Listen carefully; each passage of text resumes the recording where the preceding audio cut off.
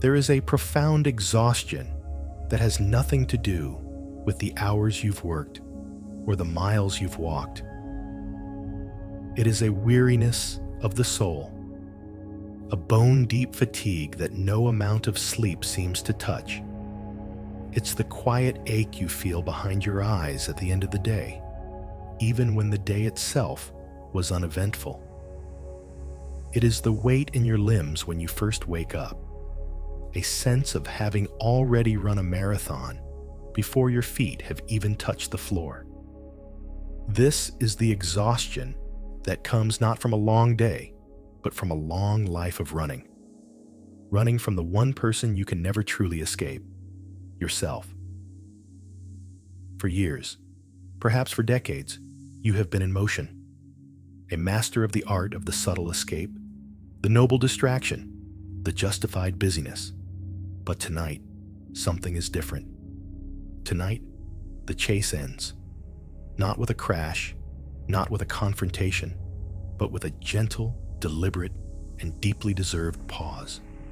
The only intention here, in this quiet space, is to finally stop, to rest in a way that goes deeper than sleep, and to create a safe space to simply be still. Consider for a moment, wherever you are listening to these words, what a radical act this is. To deliberately choose stillness in a world that screams for your constant motion. To choose quiet in a life that has been filled with carefully curated noise. This act of pausing is a homecoming. It is a quiet revolution of the spirit. And here, in this moment, you are being invited to lay down the immense weight you have been carrying. You may not even be fully conscious of what that weight is. Not yet. It doesn't matter. Your body knows. Your soul knows. And that is enough. The first step in no longer running is to simply acknowledge the truth of your own weariness. Not to judge it, not to wish it away, but to honor it as a signal, a sacred message from the deepest part of you. This exhaustion is not a sign of weakness. It is a testament to the incredible strength it has taken to keep up the chase for so long. Think about the energy it requires, the constant vigilance, the mental gymnastics needed to avoid certain thoughts, certain feelings, certain memories. The sheer force of will it takes to keep your gaze fixed on the horizon, anywhere but the mirror. It's a full-time job, this avoidance. It consumes a vast reserve of life force that could be used for creativity, for joy, for connection, for peace. But for reasons that were once very, very real, that energy was diverted into the act of fleeing. Tonight, we honor that history. We honor the brilliant survival strategy that running once was. It kept you safe. It got you here, to this very moment. But we also honor the signal the body is now sending. The strategy has expired. The cost has become too high. The weight of the running has become heavier than the weight of the thing you are running from. That is the quiet secret of this journey. The chase is always more exhausting than the eventual meeting. The fear of what lies in the stillness is almost always greater than the reality of it. Over the course of our time together, we will explore this gently. We will not force anything. We will not demand a sudden jarring confrontation. Instead, we will simply create a space of such profound safety that the parts of you that have been in hiding might, just might, feel safe enough to be seen. We will learn that the person in the mirror is not a monster to be slain, but a refugee to be welcomed home. A lost part of your own beautiful heart that has been waiting with infinite patience for you to finally stop running and turn around. Imagine for a moment that the energy you've spent on running could be reclaimed. What would you do with it? What would it feel like to wake up not with the heavy cloak of dread, but with a quiet sense of curiosity for the day. What would it feel like to walk through your life without the constant, low-grade hum of anxiety that comes from keeping something at bay? This is not a fantasy. This is the promise of what happens when we learn to be still. It is the natural state of a nervous system that is no longer in a perpetual state of fight or flight. It is the peace that is your birthright. So, as you settle in, as your body begins to yield to the pull of gravity, let this be your only task, to give yourself permission to be here.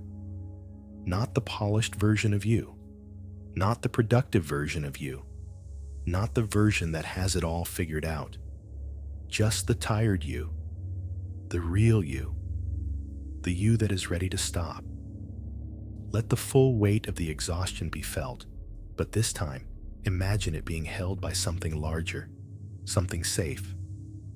The bed beneath you, the quiet of the room around you, the gentle sound of my voice accompanying you. You do not have to hold this weight alone anymore. You can set it down, right here, right now. And as you begin to drift, understand that this is not about fixing yourself.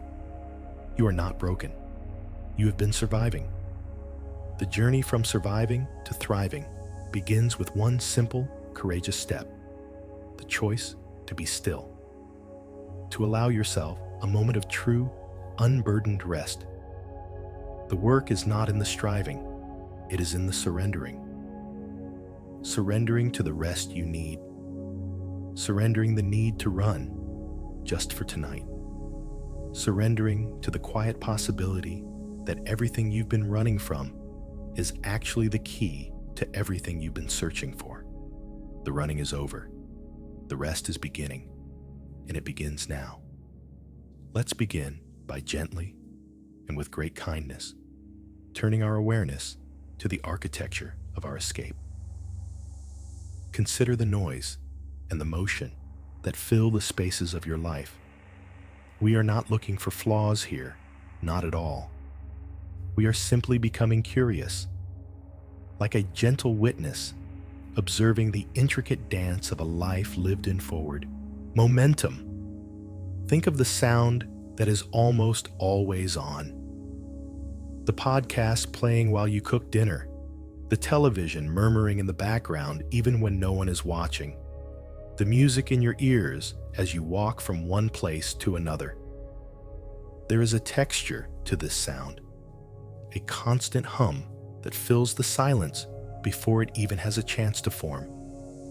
It's a masterful strategy. It keeps the mind occupied, tethered to an external rhythm, so it doesn't have to listen to the quieter, more unpredictable rhythm within. Notice this without an ounce of judgment. This use of sound was, at one point, a brilliant solution. It was a way to feel accompanied when you felt alone, a way to feel energized when you felt depleted, a way to drown out a whisper of pain or anxiety that felt too loud to bear. It served you. It was a form of protection, a shield made of sound waves. And now, we are just noticing the weight of holding that shield up all day, every day. Then there is the motion, the endless scroll, that almost involuntary reach for the phone in a moment of stillness, in an elevator, waiting in line, the second you wake up. Consider the mesmerizing flow of images and words, perfectly designed to capture your attention and lead it from one thought to the next, a river of distraction that carries you safely past your own inner landscape. It's not a weakness. It is a finely honed skill of redirection. You learned, somewhere along the way, that to look away was to stay safe, to keep the mind moving, skimming the surface of 1,000 things, was a way to avoid the deep, still waters of your own heart. And it worked. It kept you afloat. We can feel a sense of gratitude for this strategy, even as we acknowledge the quiet cost of never truly landing, of never being still. And what about the busyness? the extra hours at work that feel so necessary, so productive, the project you take on when you're already overwhelmed, the calendar filled from edge to edge, a fortress built of obligations and commitments. This is perhaps the most socially acceptable form of running. It earns praise, it brings rewards. The world celebrates your motion, your productivity. It tells you that your value is measured in what you do, how much you accomplish. And so, you learn to build a life where there was simply no time left over. No empty spaces where an uncomfortable feeling or an unexamined memory might surface. Every minute was accounted for. A soldier standing guard against the threat of inner quiet. Again, see this not as a mistake, but as a brilliant adaptation to a world that taught you this was the way to be worthy, the way to be safe. All of these patterns, the noise, the scroll, the relentless doing, are not you. They are tools you have used. They are the armor you put on so long ago that you may have forgotten it is not your skin. It was forged in a time of need, and it has protected you fiercely. But armor is heavy.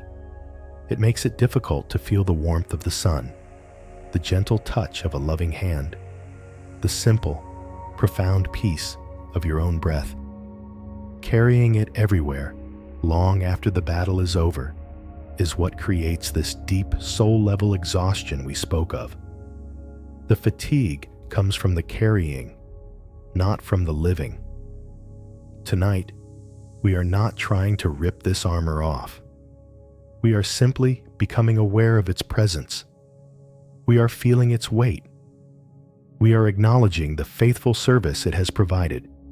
And with a gentle, compassionate touch, we are noticing the places where the straps have begun to chafe, where the metal has grown cold.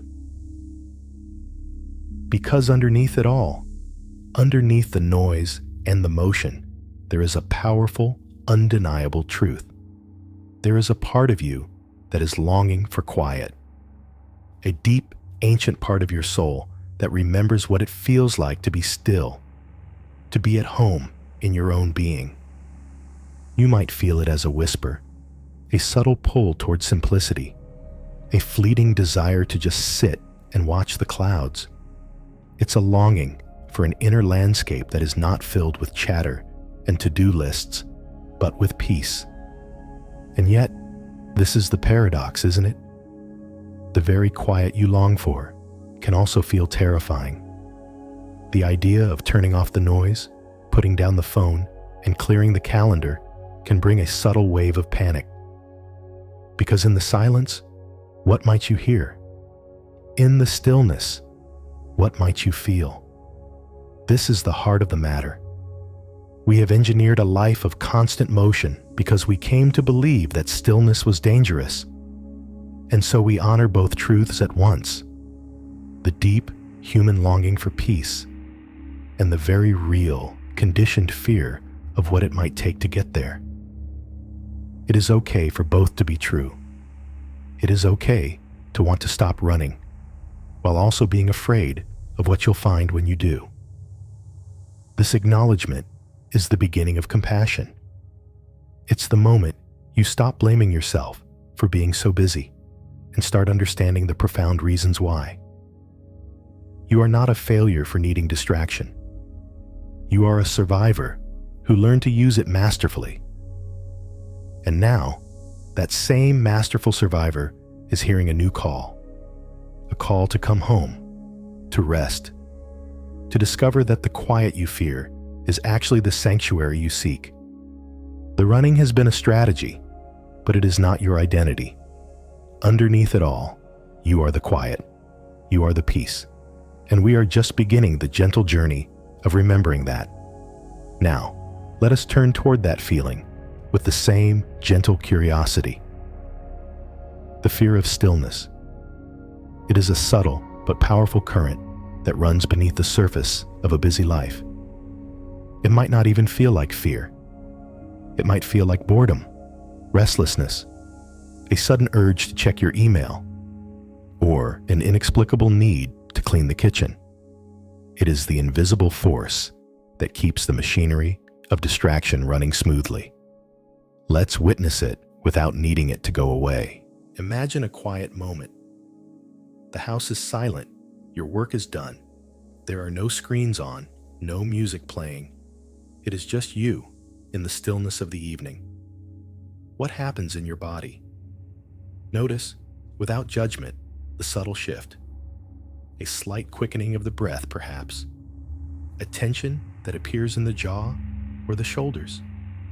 A feeling in the pit of your stomach that feels like a low-grade hum of anxiety.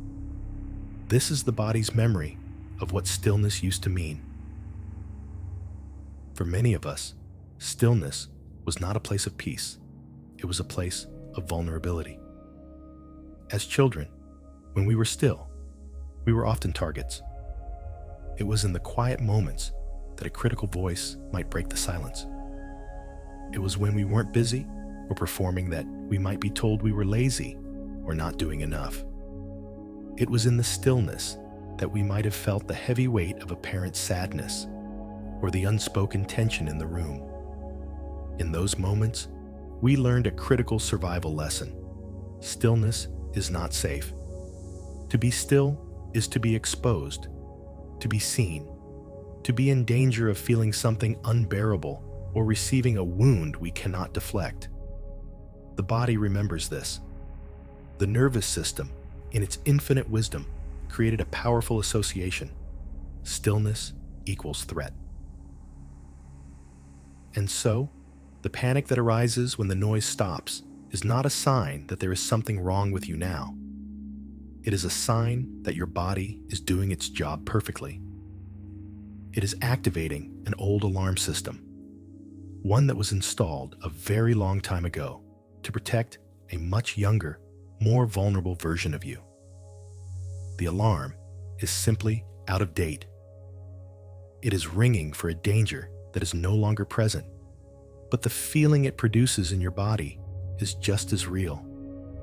The panic is an echo, a ghost of a past feeling, reverberating in the present moment. So when that restlessness kicks in, when you feel that desperate urge to fill the silence, can you meet it with this new understanding?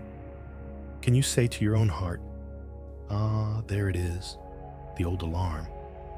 Thank you for trying to protect me. I see you. But right now, in this moment, we are safe." This changes everything. Instead of fighting the restlessness, you are befriending it. Instead of seeing the panic as an enemy, you see it as a loyal, if misguided, bodyguard. This fear of stillness is not a personal failing. It is a deeply intelligent, biological response. Of course you fear the silence. You were taught, through direct or indirect experience, that your only value was in motion, in doing, in being productive or entertaining or pleasing. You were taught that your inherent being, in its simple, quiet state, was not enough. You learned to earn your place through activity. To stop moving felt like risking your connection, risking your safety, risking your worth. No wonder you became such an expert at staying busy. It was a matter of emotional survival. Let's normalize this even further. The human brain is wired for threat detection. It is constantly scanning the environment for anything that might be dangerous. When your early environment taught your brain that quiet moments were dangerous moments, that programming became deeply embedded. Your system is not broken. It is simply running a very old software program. A program that says, if it's quiet, something bad is about to happen. Get busy, make noise, move. We are not trying to delete this program tonight. We are simply recognizing that it is running in the background. We are bringing it into our conscious awareness.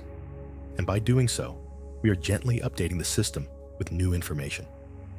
The past is over. The threat is gone.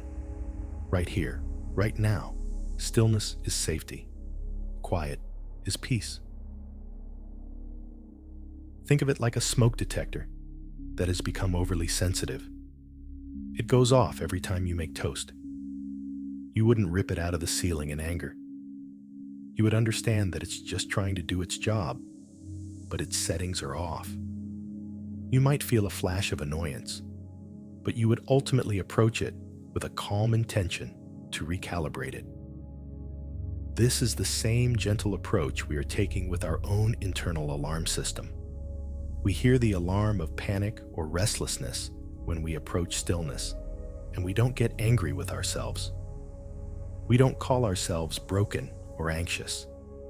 We simply acknowledge the sound, thank the system for its vigilance, and gently remind it that it's just toast. The house is not on fire. This fear, this belief that to be still is to face something unbearable, is one of the most powerful, unspoken drivers of human behavior. It keeps us striving, achieving, and running, often in directions we don't even want to go. It is the engine of our exhaustion. By simply witnessing it, by naming it for what it is, an old, protective echo, we begin to dissolve its power over us. We are no longer a puppet on its strings, unconsciously reaching for a distraction. We become a conscious observer, able to make a new choice. The choice is not to force yourself into a terrifying stillness. The choice is simply to notice the fear when it arises, and to meet it with understanding rather than resistance. To maybe, just maybe, stay in the quiet for 1 second longer than you usually do. To take one conscious breath within the restlessness before you reach for the phone. That one breath is a revolution. It is a moment of profound self-reclamation. It is you, the wise adult, comforting the part of you that is still afraid of the dark, letting it know that you are here now, and you will not abandon it in the silence. To truly understand the fear of stillness, we must go back, not to relive trauma, but to honor the wisdom of the one who first learned to run.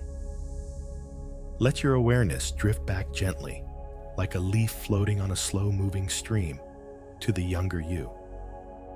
See this version of you not as a collection of mistakes or a problem to be fixed, but as a small, brilliant survivor.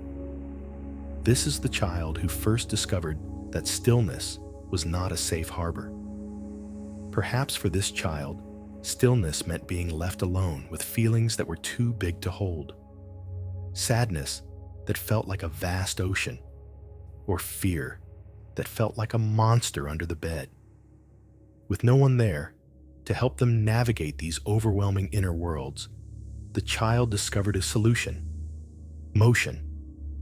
If they could just keep playing, keep talking, keep moving, they could stay one step ahead of the overwhelming wave of feeling. Running wasn't a choice, it was an instinct. It was the only way to keep from drowning. For another child, stillness was unsafe because it invited unwanted attention. It was in the quiet moments that a harsh word would land or a critical gaze would be felt. Stillness meant being a stationary target. This child learned that if they were busy, if they were achieving, if they were being helpful or entertaining, they were safer. Their motion became a form of camouflage, a way of deflecting criticism and earning a fragile sense of approval. They learned that their worth was not inherent in their being, but was earned through their doing. To stop doing felt like risking their very right to take up space, to belong. So they ran. They ran toward accomplishment, toward perfection, toward being useful, all in a desperate and brilliant attempt to outrun the sting of not being enough. And for some, stillness was simply the absence of something vital. It was a cold, empty quiet that echoed with neglect. To be still was was to feel the profound ache of loneliness, of not being seen, not being held, not being cherished. For this child, noise and distraction became a form of company. The television was a friend. The constant activity was a way of generating a feeling of life in a space that felt lifeless. The running was not away from a threat, but away from a void, an attempt to fill an inner emptiness with anything at all, just to not feel the hollow ache of being alone. Whatever the specific story, the result was the same. A deep, cellular belief was forged in the fires of childhood experience, the belief that stillness leads to pain. And so, the running began. And we must be incredibly clear about this. This was not a mistake. It was not a flaw in character. It was an act of genius. It was the most intelligent and creative solution a small, resourceful human could devise to protect themselves in a world that felt overwhelming or unsafe. The strategy of running, of distraction, of perpetual motion, was a testament to that child's will to live, to their profound instinct for survival. They did what they had to do to get through.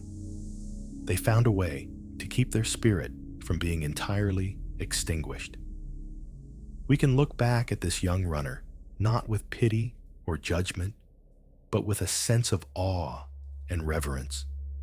Awe for their resilience, reverence for their creativity. Time 1.5s. So when you feel that familiar pull of restlessness today, when the silence feels too loud and you reach for your phone, can you see the hand of that child in your own? Can you feel the echo of their desperate need for safety? This is not just a bad habit, it is a legacy, a deeply ingrained survival pattern that has been running your system for decades. The part of you that wants to keep scrolling is the same part of you that learned that looking away was the only way to endure. The part of you that feels compelled to work late is the same part of you that learned that productivity was the only path to approval. The part of you that fills every moment with sound is the same part of you that learned that silence was the sound of abandonment. When we see the running through this lens, all self-blame begins to dissolve. How could you possibly blame that child for what they did to survive? You couldn't. You would want to scoop them up in your arms and tell them how clever they were, how strong they were. You would want to validate their fear and honor their choices. And this is precisely the invitation for you tonight, to offer that same compassion to the adult you have become, to see that the patterns you may now judge as weaknesses were once your greatest strengths. They were the tools that built the bridge from a painful past to a possible future. You are here, now, able to listen to these words because that younger you was so brilliant at running. They ran you all the way to this moment, a moment where a new possibility can finally emerge. The chase was a testament to your will to live. Let that sink in. Every act of avoidance, every distraction, every moment of busyness was, at its core, an affirmation of life. It was a declaration that said, I will not be consumed by this pain. I will not be defined by this fear. I will find a way to keep going. This reframing is the key. It moves us out of a cycle of shame and self-criticism and into a space of profound self-compassion and understanding. You are not trying to fix a broken part of yourself. You are preparing to welcome home a hero, a young, resourceful hero who has been running for a very, very long time and who is finally ready to be told that the war is over. They can come home now. They can finally rest. And you, the wise and compassionate adult you are today, are the one who can finally create the safety for that to happen. Now, let us reframe the exhaustion itself. For so long, you have likely viewed this deep weariness as a sign of weakness, a personal failure, or evidence that you are not strong enough to handle life. Tonight, we are going to turn that belief completely on its head. This exhaustion you feel, this bone-deep fatigue that settles in your marrow, is not proof of your weakness. It is the undeniable proof of your incredible, staggering strength. It is the measure of your endurance. Only a truly powerful being could sustain such a chase for so long. Think about it. Imagine the physical equivalent. It is like you have been running a marathon every single day for years. Not a metaphorical marathon, but a real physiological one. The act of constantly suppressing emotions, of holding back unwelcome thoughts, of maintaining a facade of being fine when you are not, consumes a monumental amount of energy. Your nervous system has been in a low-grade, or sometimes high-grade, state of fight or flight for perhaps decades. This isn't just a mental state, it's a physical one. It means your adrenal glands have been working overtime. Your muscles have been held in a state of subtle tension. Your heart rate and blood pressure have been perpetually elevated, ready to flee at a moment's notice. This is the physiological state of a sprinter, held for the duration of an ultra-marathon. It is a miracle of the human body that you have been able to function at all. It is a testament to your resilience, your fortitude, your sheer power. The exhaustion is the receipt. It's the bill that has come due for all of that energetic expenditure. It is the body's way of finally saying, I have carried you through this epic journey. I have done everything you asked of me. And now, I can go no further. It is time to rest. When you feel that wave of tiredness wash over you, instead of meeting it with frustration, why am I so tired? Try meeting it with a sense of awe. Wow, look how much I have been carrying. Look how far I have come. This feeling is the evidence of my strength. This simple shift in perspective is profoundly healing. It transforms the experience from one of shame into one of honor. You are not weak because you are tired. You are tired because you are so incredibly strong. Consider the mental and emotional energy it has taken, the constant vigilance required to navigate the world without triggering the sleeping dragon of your past, the intricate mental architecture you've built to wall off certain memories, the emotional gymnastics you perform to appear calm and collected on the outside while a storm rages within. This is not passive. This is active, demanding, relentless work. It requires more focus than studying for an exam, more stamina than an athlete training for a competition. You have been a full-time guardian at the gate of your own heart, turning away unwanted feelings, memories, and truths. It is the most demanding job in the world, and you have been doing it without pay, without recognition, and without a single day off. Your exhaustion is your long overdue pension. It is your honorable discharge from a battle no one else could even see. Let's use that analogy of the marathon runner. After a race, a runner doesn't cross the finish line and immediately berate themselves for being tired. They collapse. They weep with a mixture of pain and relief. Their muscles scream, their lungs burn, and in that moment, they are revered for their accomplishment. The exhaustion is part of the victory. It is the physical story of the effort they have expended. Your exhaustion is your finish line.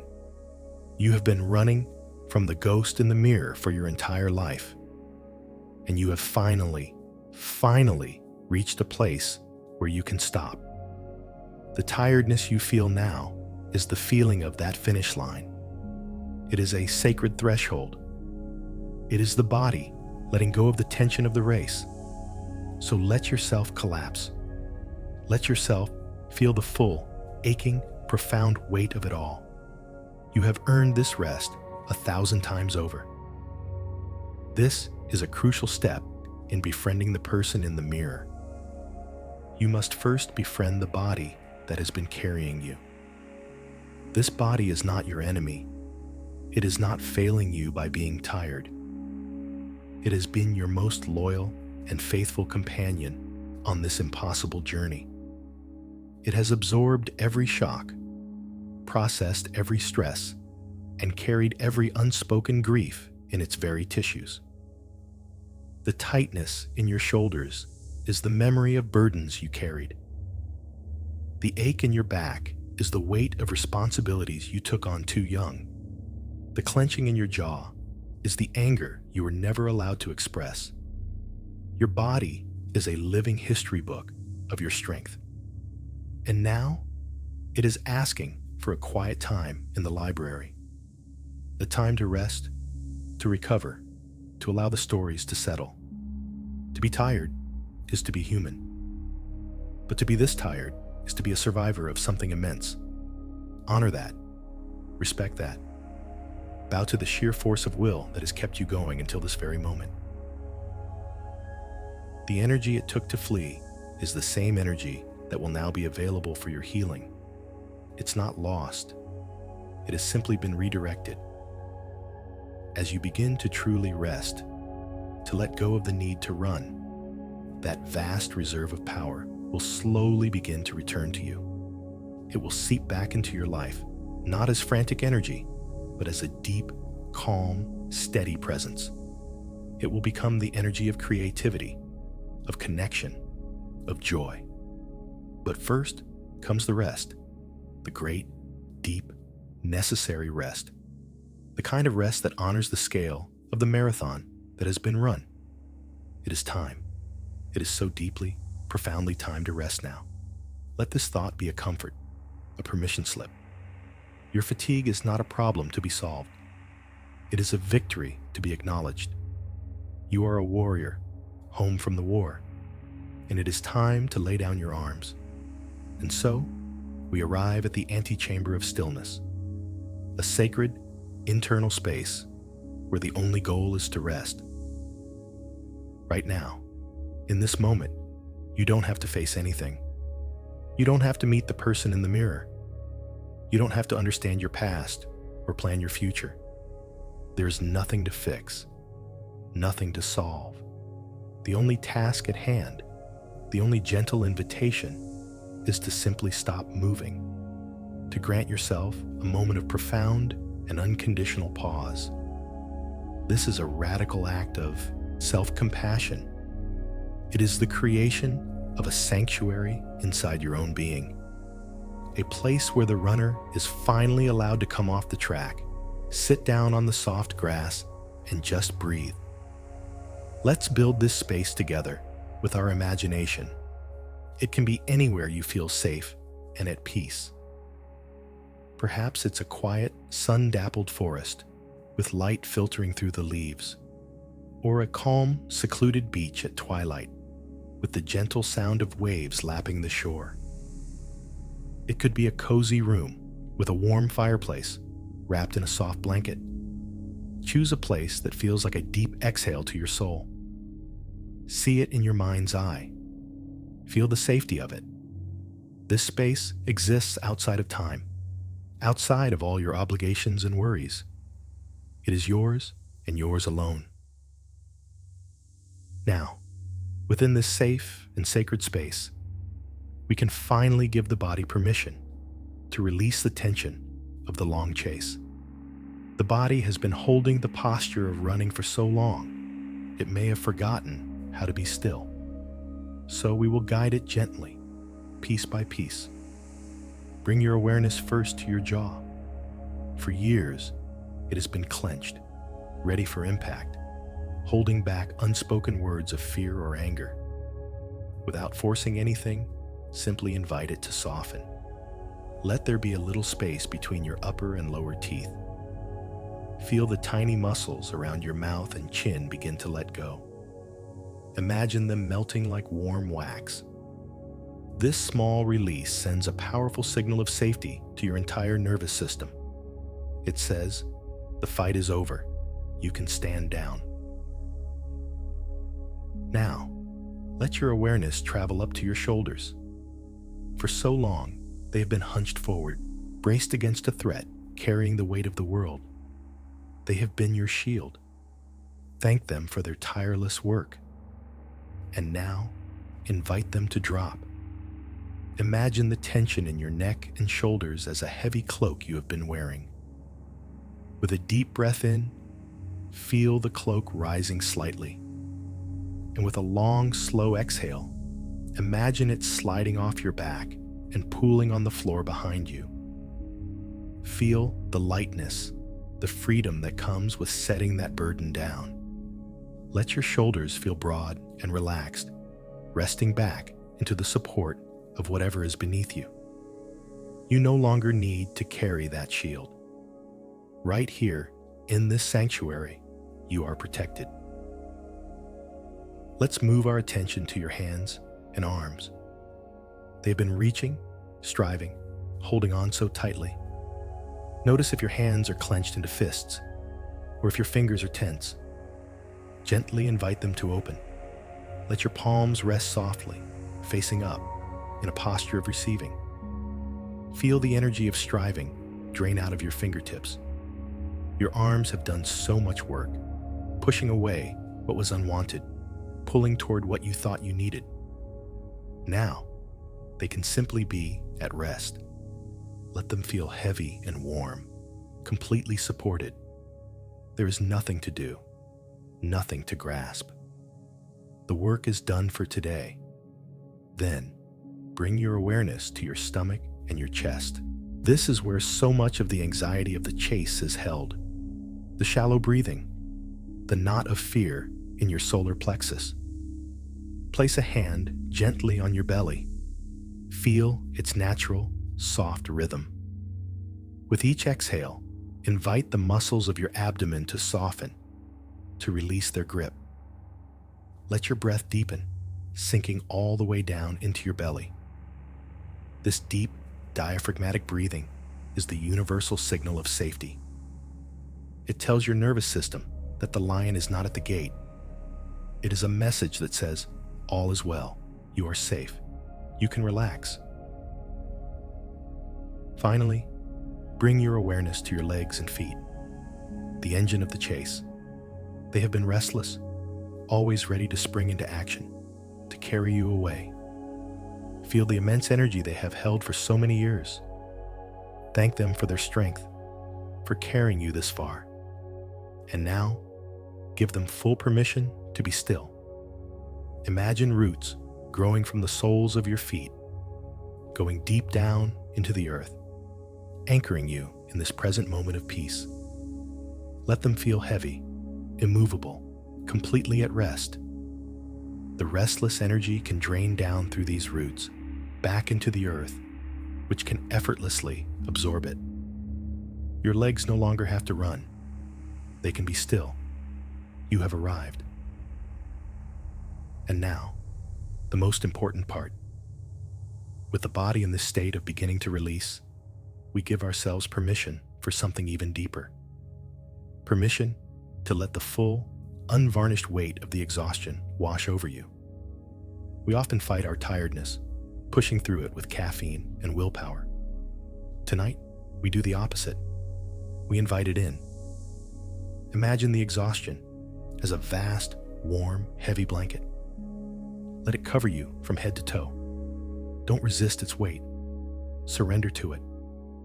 Allow yourself to feel just how tired you truly are, without any judgment. Let the weariness seep into every cell of your body. And as you do, feel yourself being held by the bed, held by the quiet room, held by this safe space we have created. You are not falling into an abyss. You are sinking into a deep, supportive embrace. It is safe to be this tired. It is safe to let go completely. There is nothing you need to hold up anymore. The running is over. the stillness has begun. And here, in this stillness, you are held. You are safe. You are finally allowed to just rest. Here, in this sanctuary of rest, something interesting begins to happen. As the noise of the chase fades and the body settles into a deeper quiet, you might become aware of a subtle presence, a feeling, a shadow, a sense of the very thing you have been running from. Do not be alarmed. This is natural. This is the next step. But we will approach it with a radical gentleness. There is no need to turn and face it. There is no need to fight it or even to understand it. For now, the only invitation is to become curious about it from a safe distance without needing to see it clearly. Let's use an analogy. Imagine you are sitting in a calm, dimly lit room, the one we have just created. You are resting comfortably in a chair. Across the room, on the far wall, a shadow is cast. You can't quite make out its shape. For years, you have been convinced that this shadow is a monster.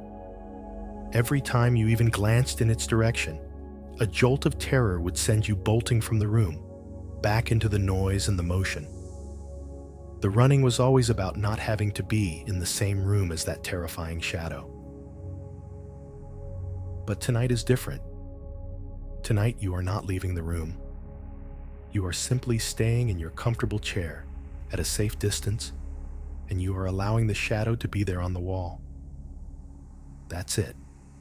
You don't have to walk over to it. You don't have to turn on the overhead light to see what is casting it. You are most certainly not required to touch it or speak to it. The entire practice for this moment is to simply release the need to flee, to stay seated, to keep breathing, and to allow this presence to coexist in the same room with you. This is a profound shift. You are moving from a state of panicked reaction to one of calm observation. You are taking your power back, not by overpowering the shadow, but by refusing to let it chase you out of your own inner home any longer. Notice what happens in your body as you do this. The old alarm system might start to flicker. You might feel a familiar tightness in your chest, a quickening of your pulse. This is the echo of all the times you ran before. See if you can meet this physical reaction with your breath. Breathe into the tightness. Remind yourself, I am just noticing a shadow on the wall. I am safe in my chair. The shadow is over there. I am over here. We are just sharing the same quiet room. This creates a space between you and the feeling. You are not the fear. You are the one who is aware of the fear. You are the calm observer in the chair, noticing both the shadow on the wall and the reaction it is causing in your body. This is the beginning of what is called mindfulness, being with your experience without being consumed by it. For so long, the strategy has been to fight or flee, to either try to destroy the shadow or to run from it. Both of these are exhausting. They require immense energy. Tonight, we are introducing a third option, one that requires almost no energy at all, the option of allowing. Can you allow this shadowy presence to simply be what it is without needing it to change or disappear? Can you let go of the exhausting struggle against it? This is an act of profound inner peace. It is the end of the war. You are laying down your weapons, not in surrender to an enemy, but in recognition that the war itself was the primary source of your suffering. The running was more painful than the presence of the shadow ever could be. Let's get curious about this shadow from our safe distance. What is its quality? Is it heavy or light? Is it still, or does it seem to move? Does it have a temperature? You are not asking these questions to get an answer, but to shift your mind from a state of fear to a state of gentle, detached curiosity. You are becoming a scientist of your own inner world, observing a phenomenon without judgment. This curiosity is a balm to the nervous system. It is impossible to be both terrified and truly curious at the same time. Curiosity engages a different part of your brain, a wiser, calmer part. As you observe this shadow, you might notice that it's not actually as menacing as you thought. From a distance, held in the safety of your own calm presence, it may appear less like a monster and more like something else, something quieter, something sadder, perhaps. But we are not jumping to conclusions. We are just noticing. Noticing that the story you told yourself about the shadow, that it was a monster that would destroy you, might not be the whole truth. The only goal here is to increase your capacity to be still, even in the presence of what once felt unbearable. Every breath you take while allowing the shadow to be on the wall is a moment of rewiring your brain. You are providing your nervous system with new data. The new data is this: I can be in the same room with this feeling, this memory, this part of myself, and I do not die. I am not annihilated. In fact, I can remain calm. I can stay in my chair. I can continue to breathe. This is how we heal. Not through a dramatic climactic battle, but through 1,000 small moments of choosing to stay, choosing not to abandon ourselves, choosing to believe that our own calm presence is a powerful enough sanctuary to hold even the most feared parts of our experience. For now, this is enough. To just sit, to just breathe, and to let the shadow on the wall be nothing more than a shadow on the wall. As we sit here, in the quiet, allowing the shadow on the wall to simply be, let's introduce a new possibility, a gentle question to hold in your heart without needing an immediate answer. What if the one in the mirror, the one you've been running from, is not a monster, but a refugee? What if that shadowy presence on the wall is not an enemy to be vanquished, but the very first part of you that was left behind? This question is a key. It begins to unlock a door that has been sealed shut for a very long time. It shifts the entire dynamic from one of confrontation to one of reunion. It changes the energy from fear to compassion. Consider this for a moment. A refugee is someone who has been forced to flee their home due to danger, war, or persecution. They are displaced, carrying with them the trauma of what they have endured. They are not dangerous. They are wounded. They are not menacing. They are in need of sanctuary. Now, think back to that younger you, the one who first learned that stillness was unsafe. When you experienced a feeling that was too overwhelming, a deep sadness, a terrifying fear, a white-hot rage, and there was no safe adult to help you hold it, what did you do? You had to survive. And a part of the survival strategy was to emotionally disconnect from that feeling. You had to wall it off, push it down, and run, leaving that feeling and the part of you who was feeling it behind. You essentially created an internal refugee. You exiled the parts of yourself that were deemed too much, too messy, too sad, too angry. It was a necessary act of self-preservation at the time. You had to leave them behind to save the rest of the system. And so, the person you are afraid of, the monster you have been running from, is very likely the one who holds all the feelings you were too young to process alone. The shadow on the wall is the silhouette of your own unprocessed grief. It is the shape of your unexpressed anger. It is the form of your childhood terror.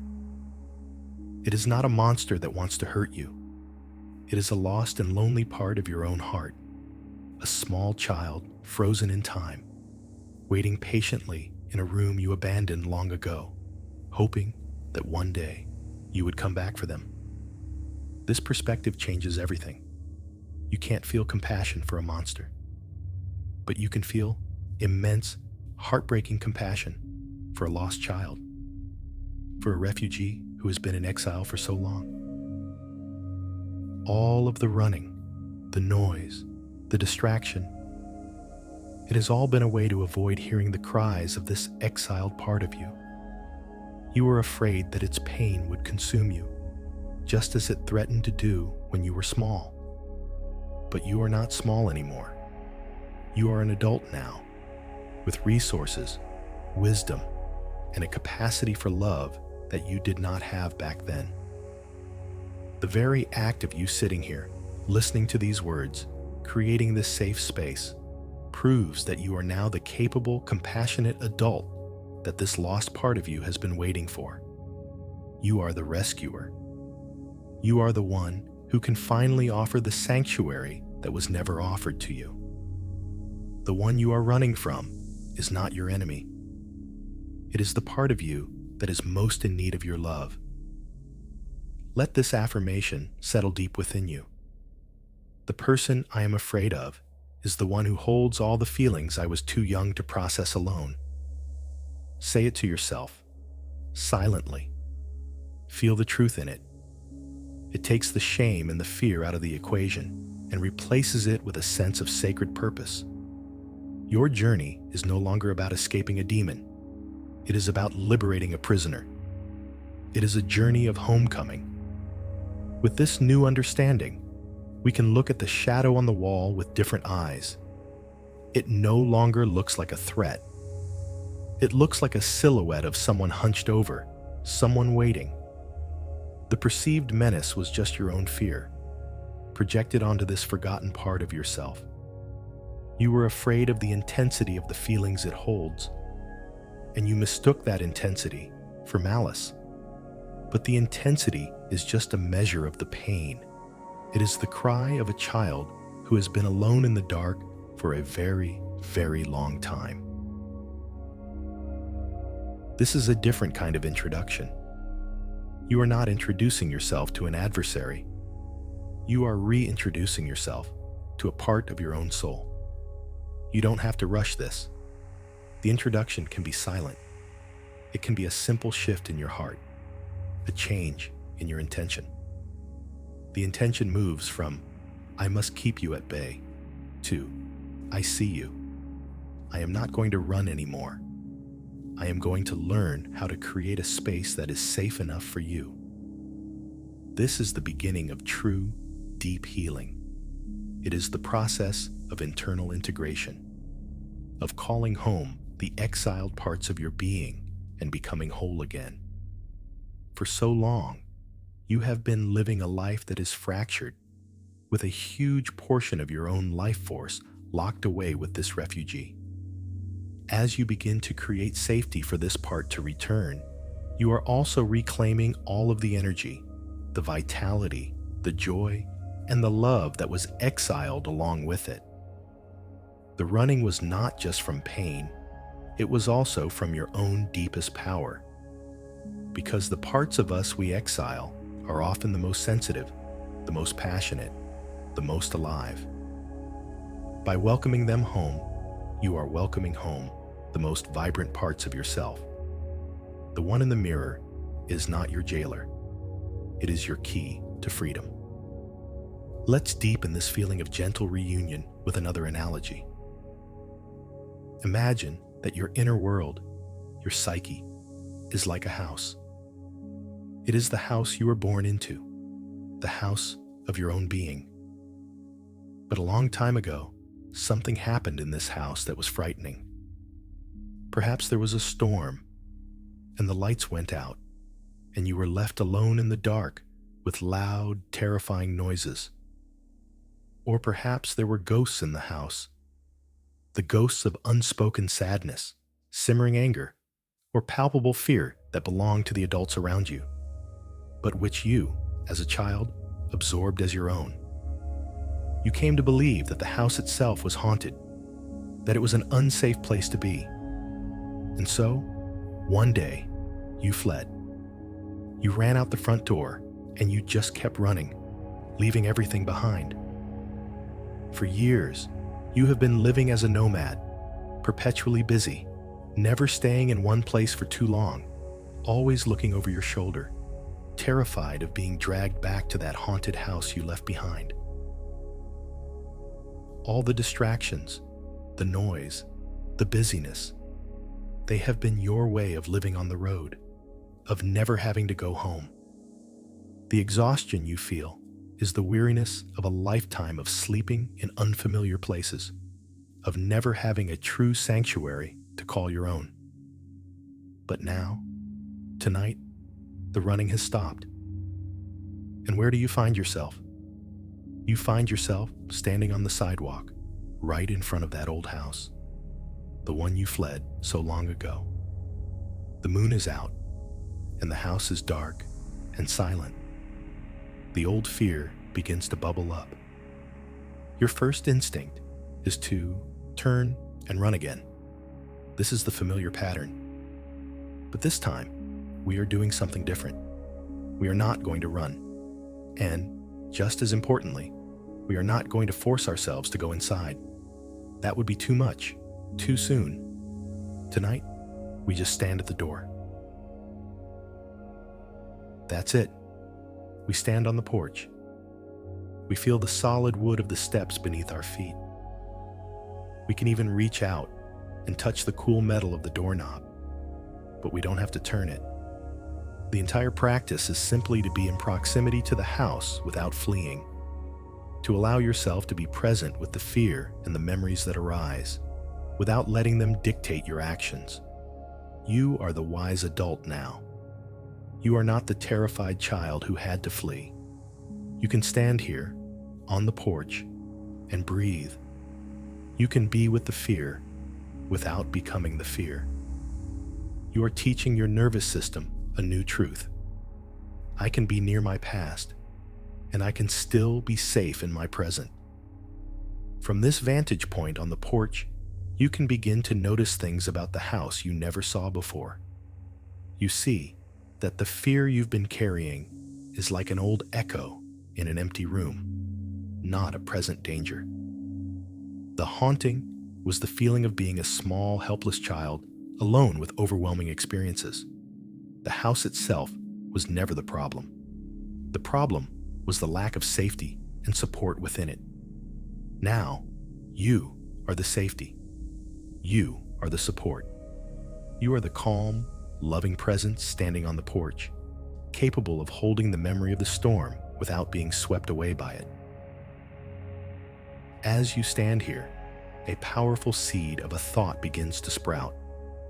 What if this place, this so-called haunted house, is actually your true home? What if it's the only place you can ever truly, deeply rest? What if, inside, it doesn't hold a monster, but rather all of your lost treasures, the parts of your childhood that were joyful and innocent, your creativity, your playfulness, your capacity for wonder? They didn't run with you. They were left behind in the house, packed away in dusty boxes in the attic, waiting for you to return. The person in the mirror, the refugee we spoke of, is the caretaker of this house, the one who never left, the one who has been keeping a light on in a single window all these years, hoping you would see it and find your way back. This changes the feeling from dread to a kind of poignant curiosity. It's no longer a haunted house to be feared, but a long-lost home to be rediscovered. The prospect of going inside is still daunting, of course. There are rooms that will need to be aired out. There is dust to be cleared away. There are old ghosts, memories that will need to be met with compassion and gently shown the door. But the fundamental nature of the house is not scary. It is yours. It is the architecture of your own soul, and it has been waiting for you. All the peace, the sense of belonging, the feeling of being truly at home in your own skin that you have been searching for on the outside, in achievements, in relationships, in distractions. It has been waiting for you, right here, inside the walls of your own being. The journey of healing, then, is not about becoming someone new.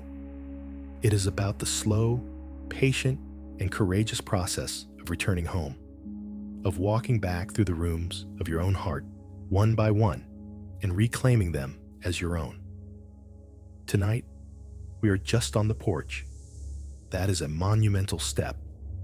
For years, you wouldn't even walk on the same street. Now you are here, standing, breathing. You are letting the house know you are back. You are letting the lost parts of you inside know that they are not forgotten. The running has ended, and the slow, gentle homecoming has just begun. There is no rush. You can stand on this porch for as long as you need. The door will open only when you are truly ready, and you will find that the one who opens it from the inside is not a monster, but a part of yourself, weeping with relief, saying, "I knew you would come back. I've been waiting for you." As we stand here on the porch of this long-abandoned inner home, a new fear may arise. The fear that we are not capable of this reunion, that we don't have what it takes to face what's inside. We may feel that we are not gentle enough, not compassionate enough, that we will somehow fail at this process of homecoming and end up hurting ourselves all over again. This is a common and understandable fear. After a lifetime of running, of treating parts of ourselves as the enemy, the habit of harshness and self-criticism is deeply ingrained. So, let's take a moment to prove to ourselves, gently and undeniably, that this is not true. We are going to remember your own kindness. I want you to let your mind drift back, not to a moment of pain, but to a moment of simple, uncomplicated tenderness. Recall any small moment where you showed kindness to another living being. Perhaps it was a time you comforted a crying child, your voice softening instinctively, your touch becoming gentle. Maybe you remember stroking a dog or a cat, feeling its soft fur, speaking to it in a soothing tone you wouldn't use with anyone else. Think of a time you helped a friend who was struggling, and you listened without judgment, offering nothing but your quiet, supportive presence. Or perhaps it was something even smaller, a time you stopped to help an elderly person with their groceries, or you put a fallen insect back on a leaf. Hold one of these specific memories in your mind. Don't just think about it. Feel it. Re-inhabit that moment. Feel the quality of the kindness in your own body. What did it feel like in your chest? A warmth, an openness? What was the expression on your face? A softness around the eyes and mouth. What was the tone of your voice? Gentle, patient, reassuring. This capacity for pure, unforced gentleness is not something you have to learn. It is not something you need to acquire. It already exists within you. It is a fundamental part of your nature. You have proven it time and time again in your interactions with the world. Now, here is the crucial step. Recognize that the same person who offered that kindness is the person standing on this porch tonight. The same heart that felt that warmth for a stray animal is the heart that is beating in your chest right now. The same hands that were so gentle with a child are your hands. You are not a monster. You are not inherently harsh or cruel. You are, at your core, a being of profound tenderness. The problem has never been a lack of kindness. The problem has been the belief that you are not a worthy recipient of your own kindness. You learned somewhere, long ago, that this gentleness was for others, but for yourself, there should only be criticism, judgment, and a relentless push to be better. This was part of the survival strategy. The harsh inner critic was like a drill sergeant whose job was to keep you running, to keep you performing, to keep you safe from the perceived dangers of stillness and vulnerability. It adopted the voice of the critical adults around you, believing that by being hard on yourself, you could preempt the pain of being hurt by others. But now, as the wise adult on the porch, you can see the truth. The drill sergeant's methods are no longer needed. The war is over. It is time for the diplomat, the healer, the gentle friend to take the lead. And that part of you is not a stranger. You know her. You know him intimately. You access this part of yourself every time you show compassion to another. The invitation now is to simply turn that same compassionate gaze inward, to offer the same tenderness you so freely give to the world, to the lost and frightened parts of yourself waiting inside that house. Imagine speaking to the refugee inside, the sad or scared child, with the same voice you would use for a frightened puppy. It's okay. I'm here now. You don't have to be scared anymore. I won't leave you. Feel the power in that. It is the power to heal your own deepest wounds. You don't need to wait for someone else to come and rescue you. You have the medicine you need right inside of you. It is your own innate, proven capacity for gentleness. This is not about being perfect. It's not about never having a critical thought again. It is simply about recognizing that you have a choice. In any given moment, you can choose to access the drill sergeant, or you can choose to access the gentle friend. As you stand on this porch, you are making a conscious choice. You are choosing to approach this sacred reunion with the gentle friend at the forefront. You are making a promise to the refugee within. I will do my best to be as kind to you as I would be to a lost child I found on the street. I will be patient. I will be gentle, and I will not abandon you. Let this affirmation sink into your bones. The same tenderness I offer to the world is available for me too. This is the key that will unlock the door. Not a force of will, not a demand for entry, but the quiet, irresistible power of your own kindness. It is what the lost parts of you have been waiting for.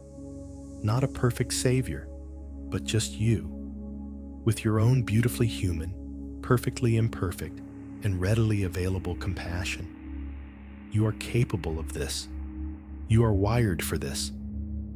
Every act of kindness you have ever performed has been a rehearsal for this moment, the moment you finally turn that kindness toward home.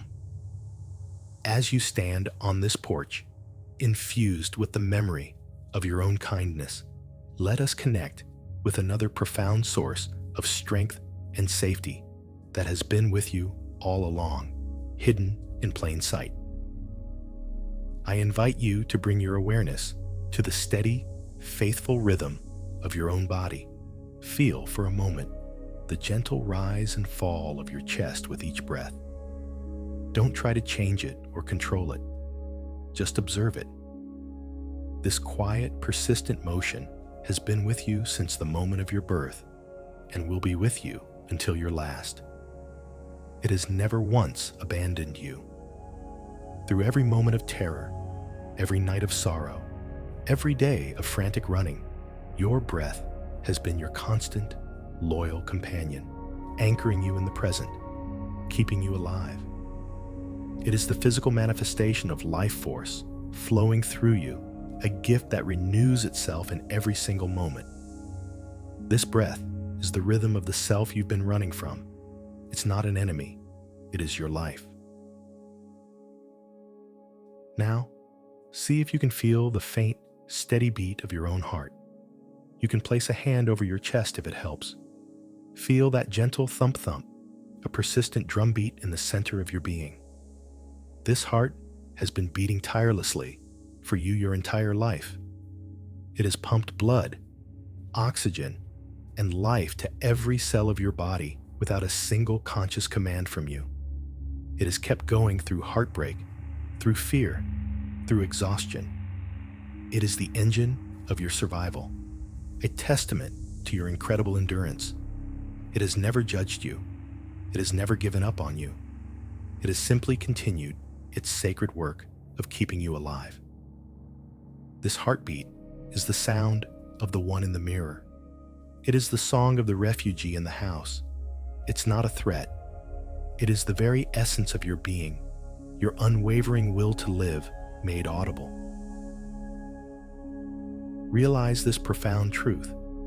The physical body you inhabit is the tangible form of the self you thought you were running from. You've been trying to escape something that you have been living inside of all along. It's an impossible paradox. The person in the mirror is not an abstract concept or a psychological part. It is this breathing, feeling, living organism that has been your home since day one. And this home has never, ever abandoned you. Even when you abandoned it by ignoring its signals of pain, by pushing it past its limits, by numbing its feelings, it did not abandon you. It continued to digest your food. It continued to heal your wounds. It continued to fight off infections. It has been your most faithful and forgiving friend, the silent partner in your survival. The self you have feared is not the enemy. It is the very thing that has kept you alive through the entire chase. It is the intelligence in your cells, the wisdom in your bones, the resilience in your tissues. The running was a flight from the difficult feelings and memories stored within this body. But in the process, you came to believe the body itself was the source of the danger. You saw the container as the threat, rather than the painful contents it was forced to hold. We are now learning to make that crucial distinction. The body is not the pain. The body is the courageous vessel that has been carrying the pain for you. It is your anchor in the storm, not the storm itself. Can you feel the shift in this? Can you feel a flicker of gratitude for this body? Not for how it looks or for how it performs, but simply for its unwavering loyalty, for its quiet, profound dedication to keeping you here. This changes the feeling of standing on the porch. You realize you are not alone here. You are accompanied by the most steadfast friend you have ever known, your own physical being. The breath is your companion. The heartbeat is your companion. This body is your anchor. It is the part of you that is always in the present moment. Your mind can race into the future with anxiety or get lost in the past with regret.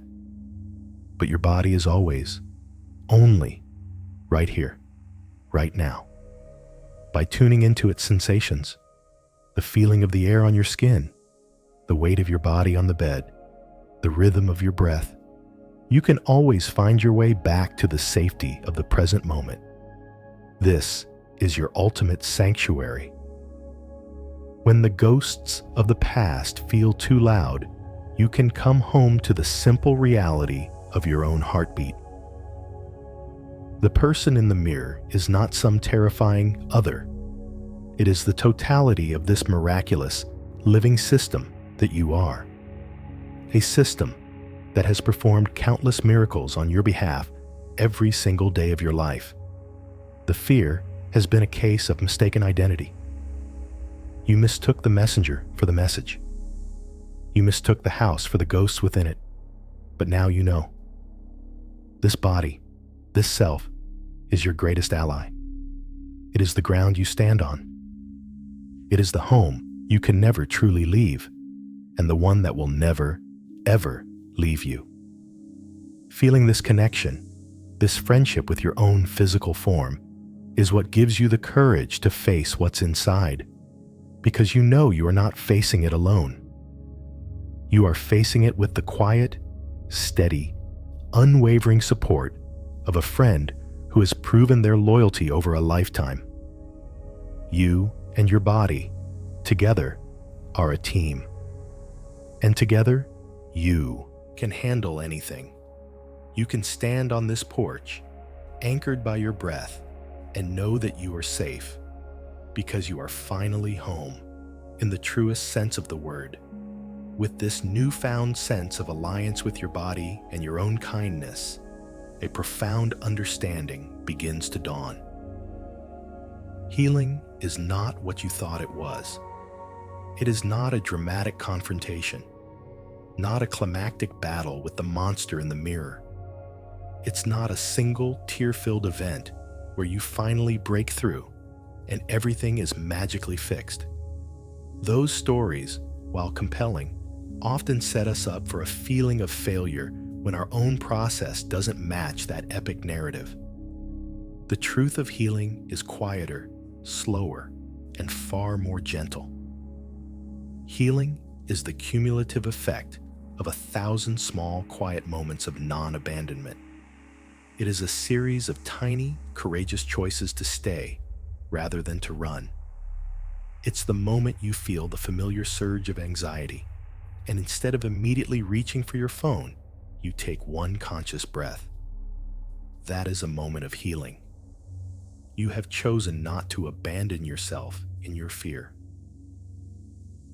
It's the moment a sad memory surfaces, and instead of pushing it down with busyness, you allow the feeling of sadness to be there, just for a few seconds, while reminding yourself that you are safe now.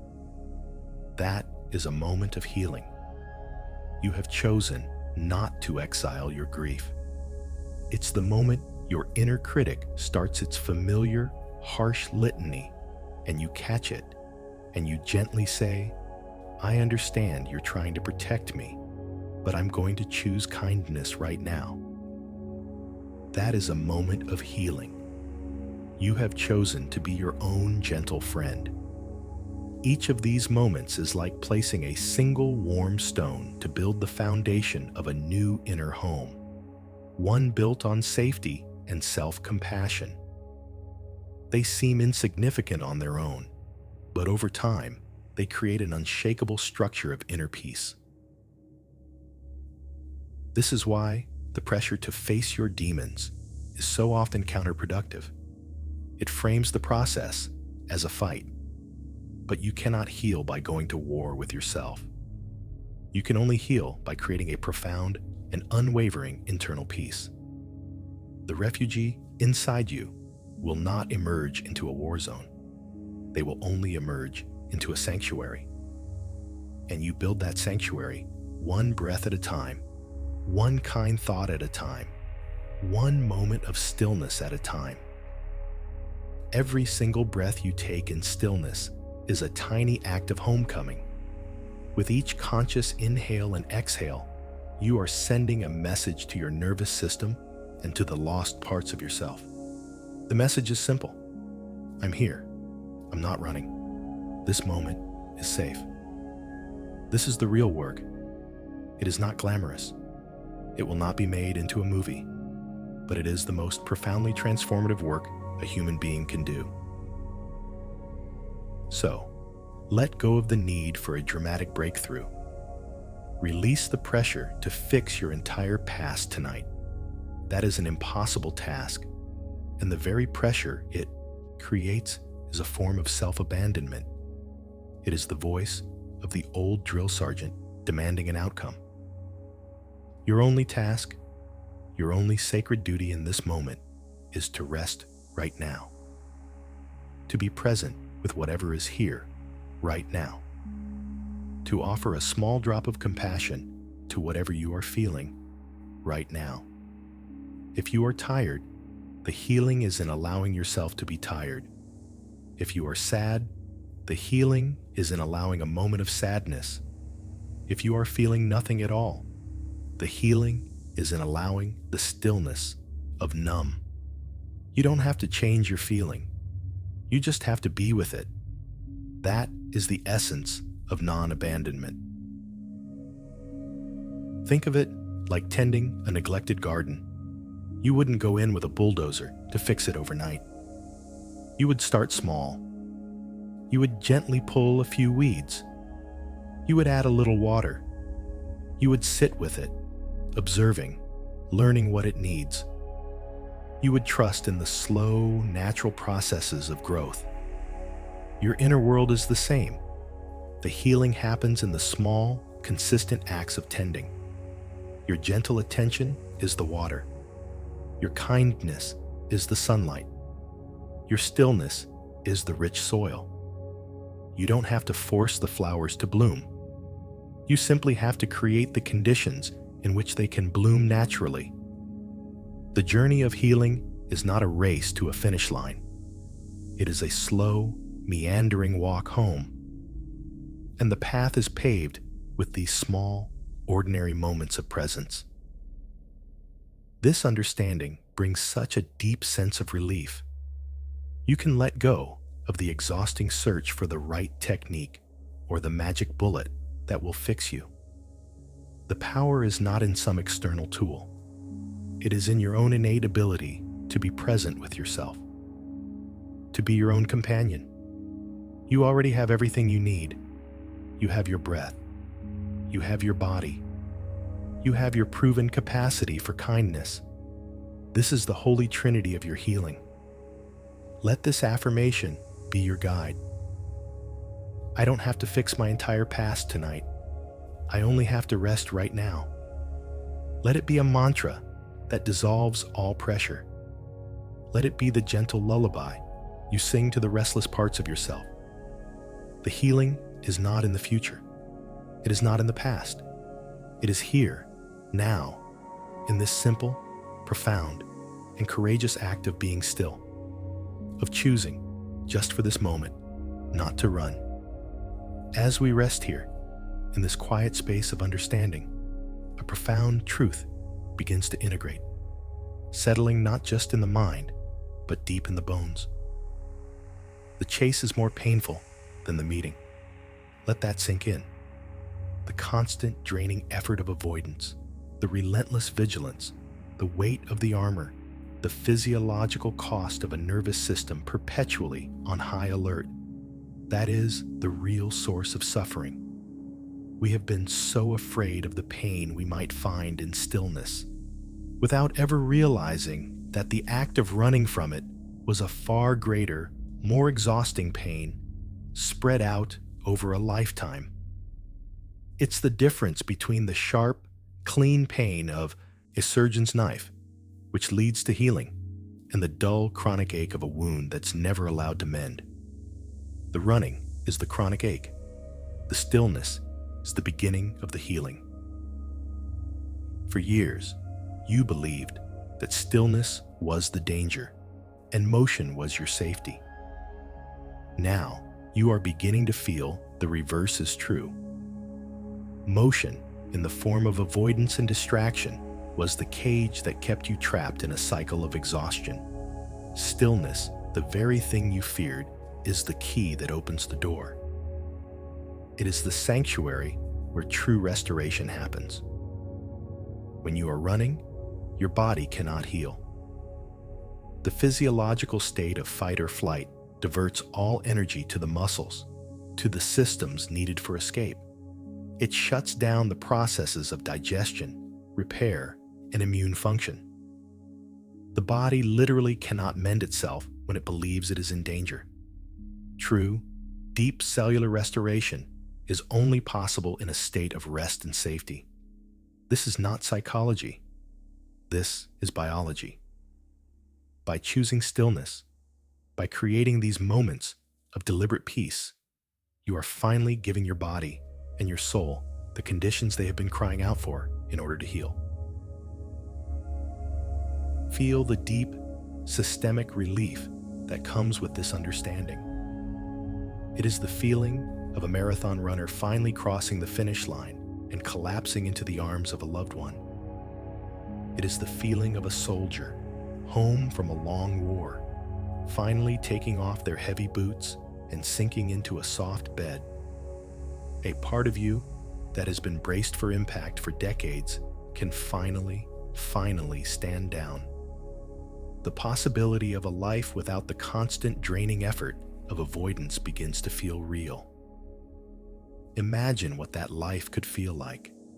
Waking up in the morning and feeling a sense of peace instead of a low hum of dread. Moving through your day with a mind that is calm and present rather than scattered and anxious.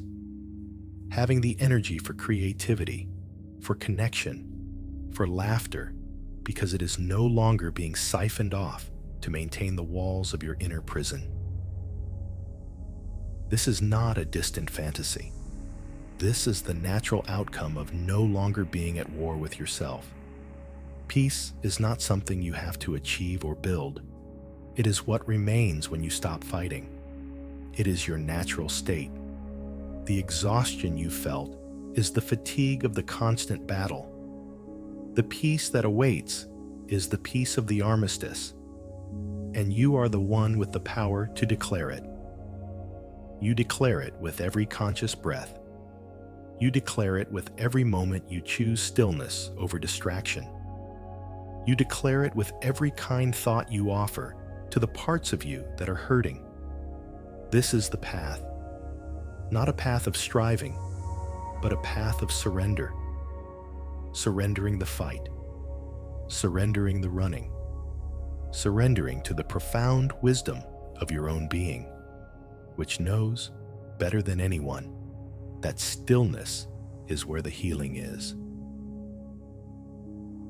And this leads us to a final, gentle offering of curiosity, a question to carry with you into your dreams. What peace, what wisdom, what life is waiting for you in the quiet?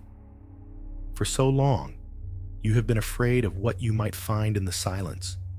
You imagine monsters, pain, and emptiness. But what if you were wrong?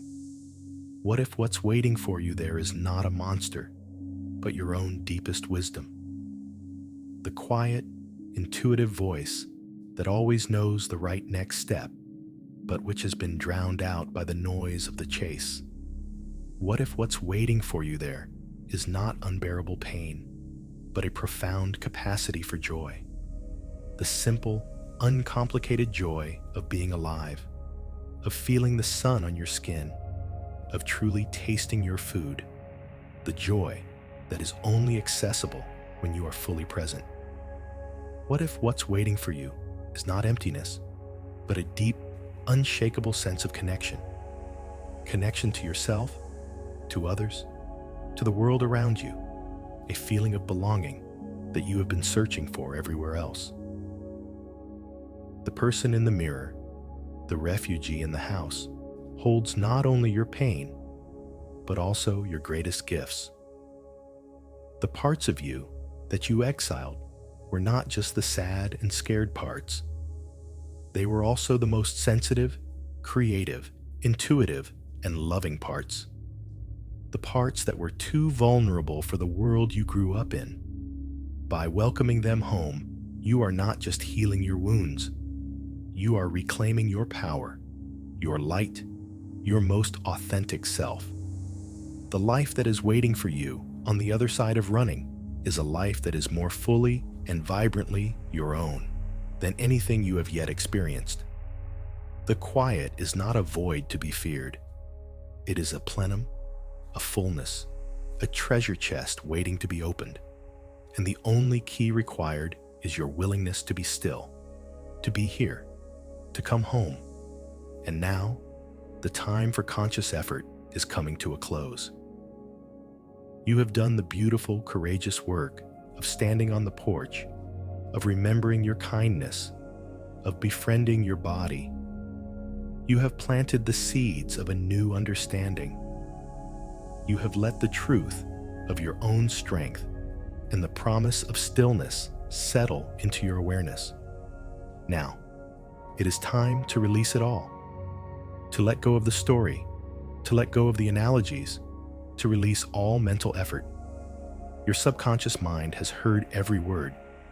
It has received the profound messages of safety, of permission, of homecoming. Like a skilled navigator who has been given a new map, it now knows the way. The conscious mind, the runner, can finally rest. The healing does not stop when you fall asleep. In fact, it is where the deepest integration happens. Sleep is the sacred space where the conscious mind gets out of the way and the deep, innate wisdom of the body takes over. It is in the quiet hours of the night that your brain sorts and files the experiences of the day, that your cells repair themselves, that your nervous system recalibrates. Tonight, you are entering that sacred space with a new intention held in your heart, the intention of safety, of non-abandonment. This intention will infuse your rest, turning your sleep into a profoundly healing sanctuary. The work now is simply to allow this process to unfold, to trust, to surrender. Let us now begin the slow return home, not just to the house of your psyche, but to the deep, physical home of your body, preparing it for the final step across the threshold into sleep. Gently, and without any strain, guide your awareness away from the narrative we have been weaving and deep into the pure, simple, physical sensations of this present moment. Become aware of the weight of your body. Feel the points of contact between you and the surface beneath you. The back of your head on the pillow, your shoulders, your back, your hips, your legs. With each exhale, imagine yourself sinking just a little bit deeper, letting go just a little bit more, surrendering your full weight to the pull of gravity. The earth, the bed, the universe is holding you. You do not need to hold yourself up any longer. You can let go completely. Feel the heaviness in your limbs, a pleasant, warm, liquid heaviness, a feeling of deep, grounded peace. Notice the temperature of the air on your skin, the coolness of the air you breathe in through your nose, and the slight warmth of the air as you breathe out. Notice the feeling of the blankets or sheets against your body, the softness, the weight, the gentle pressure. Let these simple, neutral sensations be your anchor. They are the reality of this present moment, a reality that is calm, quiet, and safe. There is nothing to do here, nothing to figure out. There is only the sensation of breathing, the sensation of weight, the sensation of touch. This is the language of the body. It is a language of pure presence. And by resting your attention here, you are saying to your entire being, all is well. We are safe. It is time to rest. Let's use one final analogy to guide you across the threshold. Imagine that your bed is a small, sturdy boat, moored in a calm, protected harbor. All day, you have been sailing on the vast, sometimes stormy ocean of your life. But now, you have returned to the harbor. The waters here are perfectly still, like glass. The sky is clear, filled with soft, distant stars. You can hear the gentle lapping of the water against the side of your boat. It is a soothing, rhythmic sound. You are safe from the wind and the waves. The harbor is protected on all sides. As you lie here in your boat, you can finally untie all the knots of the day. You can let the sails of your mind go slack. The journey is over, just for tonight. There is nowhere else you need to be, nothing else you need to do. Sleep, then, is the final step.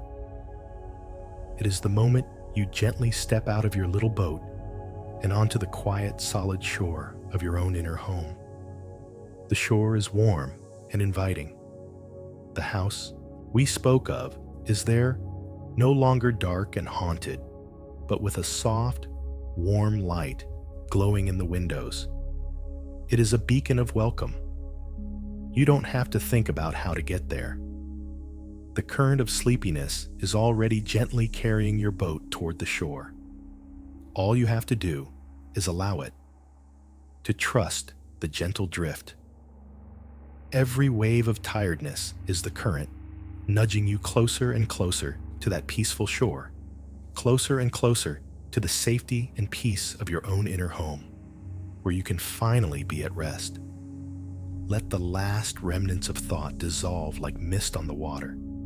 Let the sounds of the room become part of the gentle nightscape of the harbor.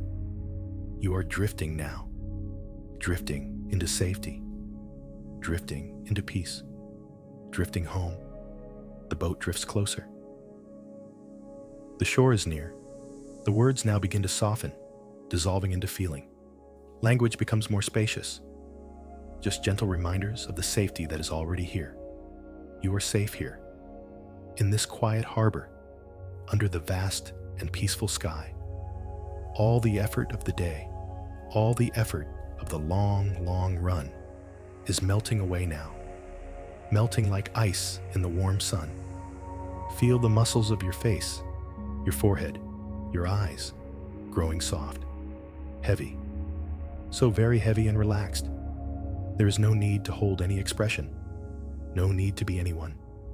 You can let the mask dissolve and just be, just your breath, a gentle wave, rising and falling, so effortless, so peaceful. The running is over, just for tonight. You have found the finish line, and it is this moment of deep, profound rest. All the parts of you, the runner, the child, the critic, the wise one, they are all gathering now on that quiet shore, not in conflict, but in peace, lying down together in the soft, warm sand, ready to rest. Everyone is welcome. Everyone is safe. Everyone is tired, and everyone is home. Feel a wave of calm, starting at the very tips of your toes and flowing slowly, gently, up through your body, a warm, liquid peace, flowing into your feet, your ankles, your calves, heavy, warm, and deeply relaxed. This wave of calm flows up into your knees, your thighs, releasing all tension, washing away all the memory of running. Your legs have carried you so far, and now they can be completely still, completely at rest, so heavy, so peaceful. The warmth flows into your hips, your stomach, your lower back, softening everything it touches, releasing the deep knots of worry and fear, letting everything go. It flows up into your chest, around your heart, a feeling of gentle, spacious calm. Your heartbeat is slow and steady. Your breath is deep and easy. Everything is slowing down, finding its natural, peaceful rhythm, the rhythm of deep rest. The wave of calm flows into your shoulders, washing away the last of the burdens, and down your arms, into your hands, your fingers, warm, heavy still. Finally, this gentle warmth flows up into your neck, your jaw, your face, smoothing away every line of tension. Everything is soft. Everything is calm. Your entire body, from head to toe, is now resting in this deep, healing peace. You are held. You are safe. You are whole. The running is over. The rest has begun. You have arrived.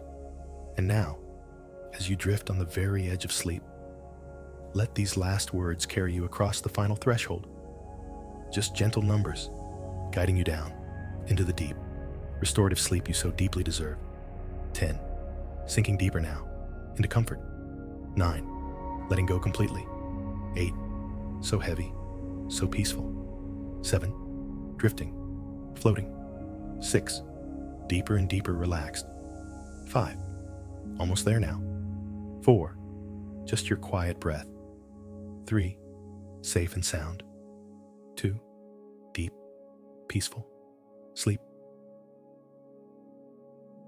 1, rest now. Just rest.